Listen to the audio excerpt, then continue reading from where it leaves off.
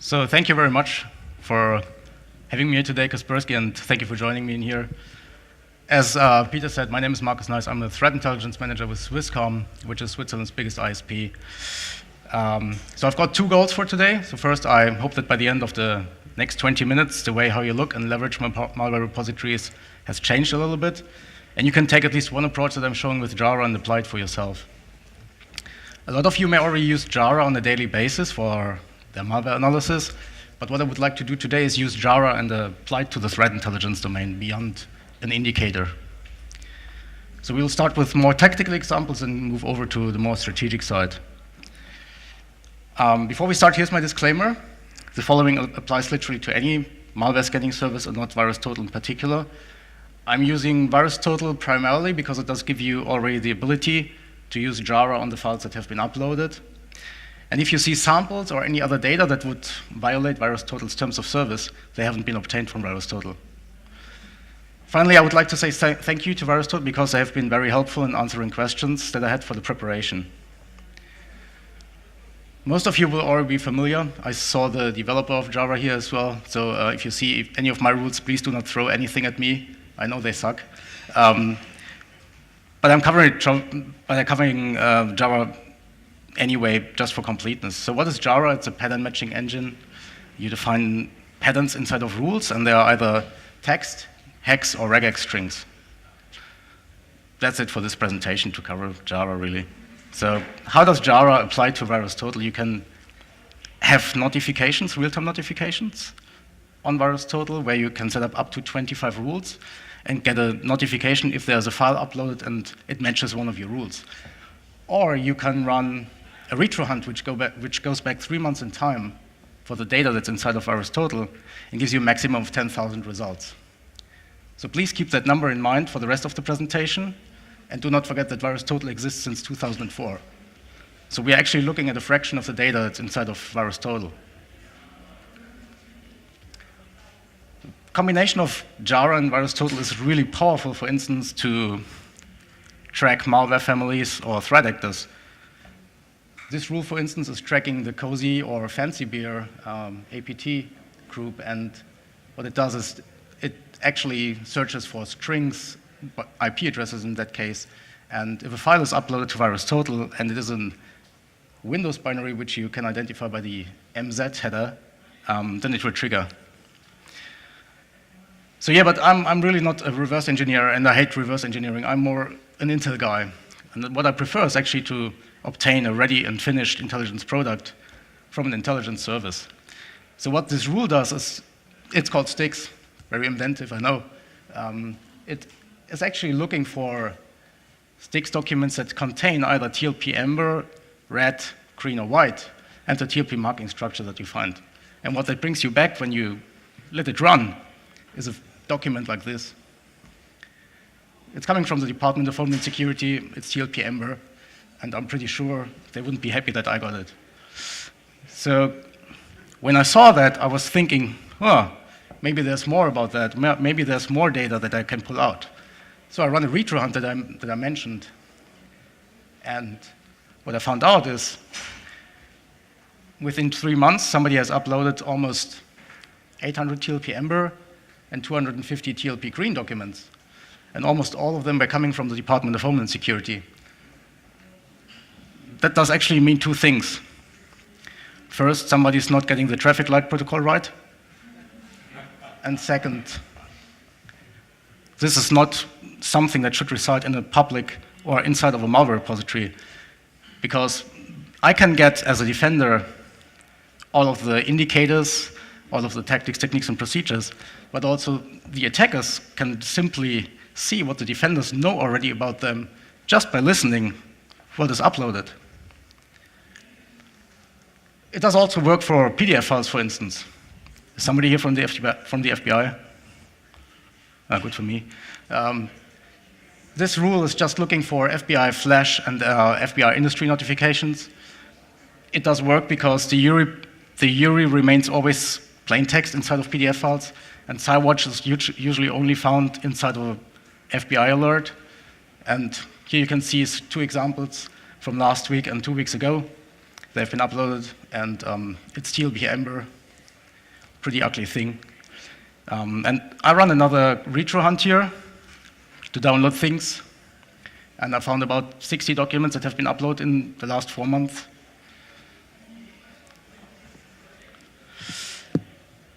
What else do we use to exchange threat intelligence and incident response data? Mandiant schemas, it's not only used for PDF files or for the IOC files, but it's also used for the endpoint agent mirror. And if you search for the schemas mandiant.com URL inside of files, it brings you back pretty interesting data, like a mirror endpoint report. And I found in the retro hunt 63 mirror endpoint reports, which means I get access to the whole memory of a client or of an endpoint. I get access to the PCAP. I get access to a pretty extensive endpoint report, and I can use it to conduct reconnaissance without ever touching that infrastructure. Here you can see what you get out of those mirror endpoint reports. You can see the machine name, you get the OS product name, logged on user, and you get also IP address and so on and so on. So it's pretty interesting, actually. Let's stop for a second and think about what we have discovered so far. With very simple rules, we have seen that we can obtain a lot of classified intelligence, but also incident response data. And an interesting thing about that is none of that is actually malware. So I was looking at the submission statistics, and what I found out is there's a huge asymmetry between uploads and detections, which means between that, there's definitely data which is not malware. And as a threat intel guy, I'm always interested into data or critical data that affects my company. So I was thinking, what is still the most prevalent technology that we are using to transmit critical data? And in many cases, it is still email. So I've just created that simple rule here to prove my point, what I'm talking about. It's just looking for the Forbes 2000 emails, also known as the world's biggest companies. And that's it, literally. You're just searching for emails with from subject plus any of the domains from the Forbes 2000. And in a period of 3 months, I found literally all of these classified by industry sector emails that were uploaded from Forbes companies. And what I found really interesting about that is, besides the tremendous amount of data that's in there, about 1,200 emails out of the 10,000 were directly coming from suppliers. And I'm talking about that in a second.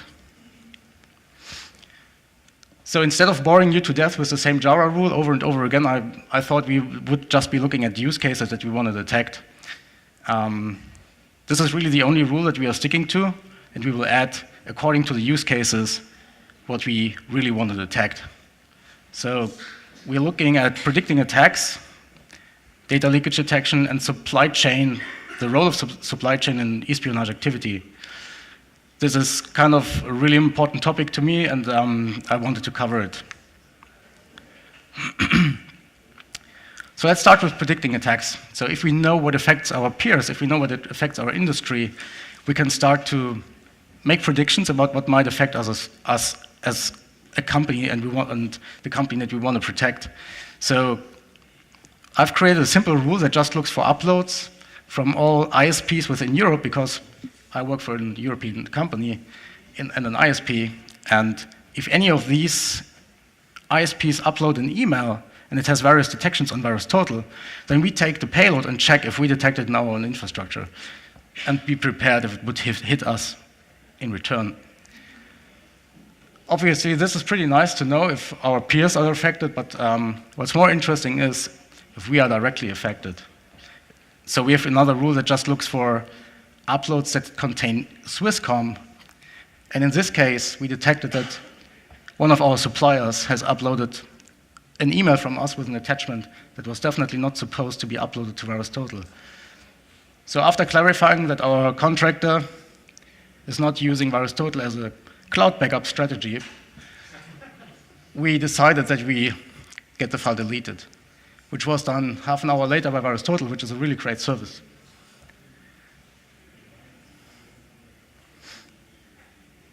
So the previous example shows a pretty interesting point, in my opinion. You might be doing everything right in terms of security, everything to protect your data. But what about your suppliers, outsourcing contractors, and business partners, people you trust or are supposed to trust? What if they are uploading any single file that you submit to them to a malware scanning service for verification? And I was looking at the top submitters out of the Forbes 2000 supplier emails, and what I found is that the top submitters all have either access to critical infrastructure or they provide it by themselves.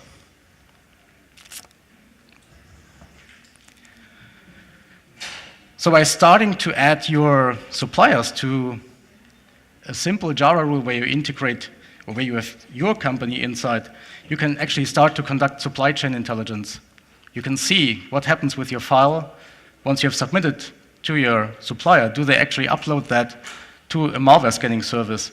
And in this case, we identified that a very well-known outsourcing contractor from India is literally receiving VPN credentials, including the private keys and configurations. And it is not the best idea to send that via email, but it's definitely a much worse idea to submit it to a malware scanning service and make it publicly available. So I was curious, how many credentials can we actually obtain out of a malware repository? And I ran another retro hunt, and within 3 months, with a data set of 3 months, I was able to obtain 900 OpenVPN configs, 6,000 SSH private keys, which give me direct access into networks. And these are credentials which are partner access credentials. So this is a direct threat, in my opinion. So how do we learn, for instance, that our supply chain is a target, or that it gets targeted? A great way to do this is actually to search inside of attack tools for your credentials or for the credentials of your supplier. And if you find any of these credentials inside of attack tools, lock the accounts, lock them out. Another way to see if your supplier is targeted is by observing what is uploaded to malware repositories from them or others. Because I've been picking a little bit on ISP providers, I'm now taking a look at the government side. Eurotech is providing government services, solves complex technical issues. In addition, the CEO's email address is pawned and sends out invitations to Dropbox. So if you're not in the happy list of 63 people who have received that malicious URL or that malicious email, and the incident response team or the threat intel team is already at it, it would be really great to learn that your supplier is probably pawned, because if your supplier is pawned, you will probably only learn if you have been pawned as well.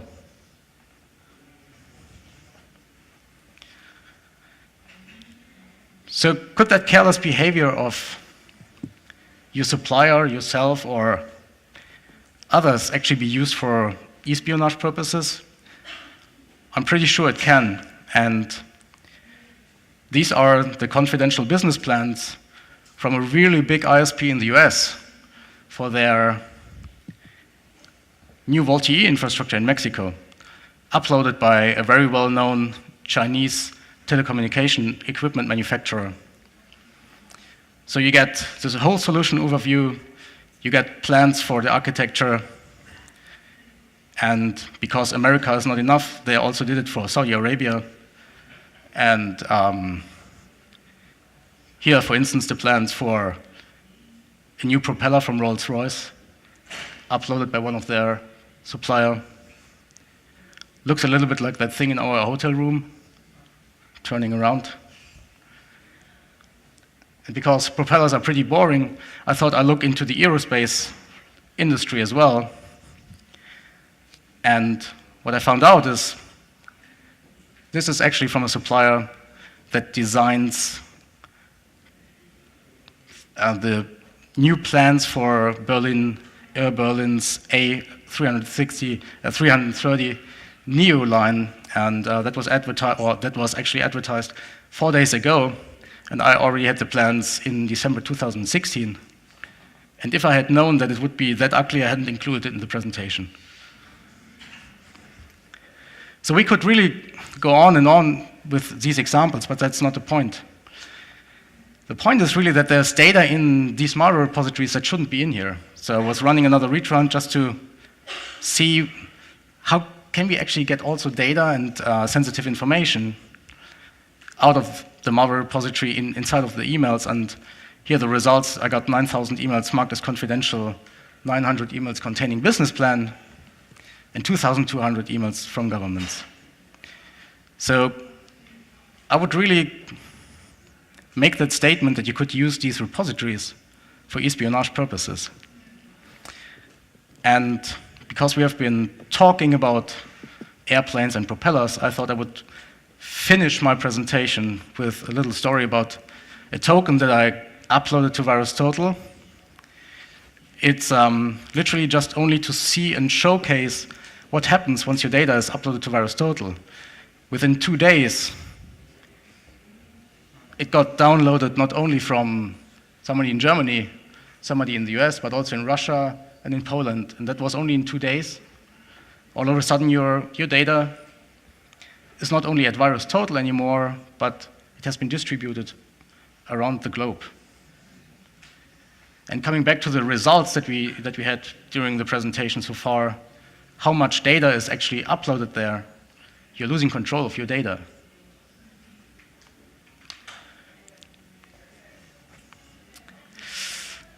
I do not have a recommendations plan or recommendation slide here. The only recommendation that I really have is start hunting yourself, because I'm pretty sure others are already doing it.